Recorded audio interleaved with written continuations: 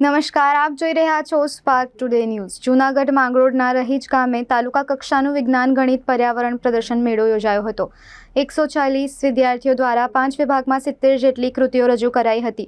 GCERT Gandhinagar પ્રેરિત જિલ્લા શિક્ષણ અને તાલીમ ભવન જૂનાગઢ તથા જિલ્લા શિક્ષણ સમિતિ આયોજિત BRC ભવન માંગરોળ, તાલુકા પ્રાથમિક શિક્ષણ અધિકારી કચેરી માંગરોળ અને લોએચ પે સેન્ટર શાળાના ઉપક્રમે તાલુકા કક્ષાનું વિજ્ઞાન ગણિત પર્યાવરણ પ્રદર્શન મેળો 2024નું ભવ્ય આયોજન રહીજ ગામની પ્રાથમિક શાળા ખાતે કરવામાં આવ્યું હતું।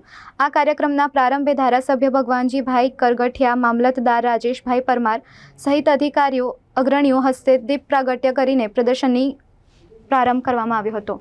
ગુજરાત સરકાર દ્વારા માંગરોળ તાલુકાના રહીજ મુકામે વિજ્ઞાન મેળાનું આયોજન થયેલું, જેમાં 87 કૃતિઓએ વિદ્યાર્થીઓએ ભાગ લીધો છે અને આ મેળામાં વિજ્ઞાન અને પર્યાવરણ બાબતનું વિદ્યાર્થીએ ખૂબ જ સારું એવું પ્રદર્શન કરેલું અને તાલુકાભરમાંથી તમામ આગેવાનો આ વિજ્ઞાન મેળો જોવા માટે આવેલા અને વિદ્યાર્થીને પ્રોત્સાહન મળે એ માટે ખૂબ જ શિક્ષક ભાઈ બહેનોએ અને સ્ટાફે ખૂબ પ્રયાસો કરેલા છે અને વિદ્યાર્થીને સફળતા મળે।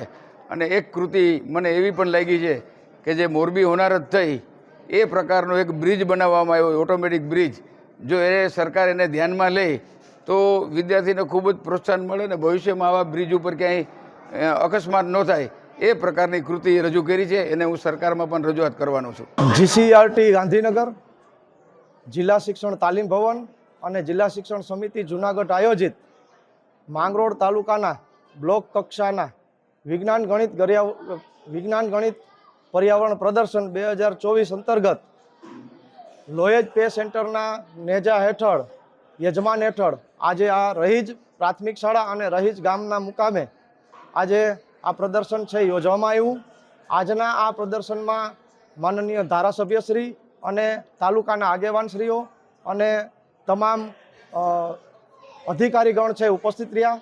બહોળી સંખ્યામાં શિક્ષકો, CRC મિત્રો અને બાળકો ઉપસ્થિત રહ્યા। આજના દિવસે કુલ 5 વિભાગની અંદર 70 જેટલી કૃતિઓનું પ્રદર્શન કરવામાં આવ્યું।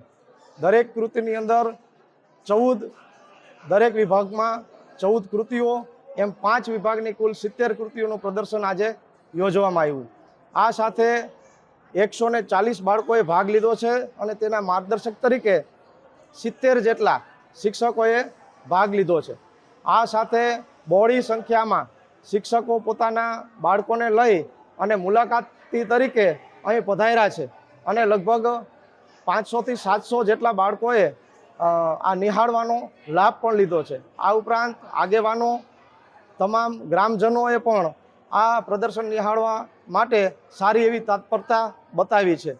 આ સાથે માંગરોળ તાલુકાના BRC કોર્ડિનેટર શ્રી તરીકે અને માંગરોળ તાલુકાના TPO શ્રી કાનભાઈ નંદાણીયા તરફથી માંગરોળ શિક્ષણ વિભાગ તરફથી હું ઉપસ્થિત સૌનો આભાર માનું છું।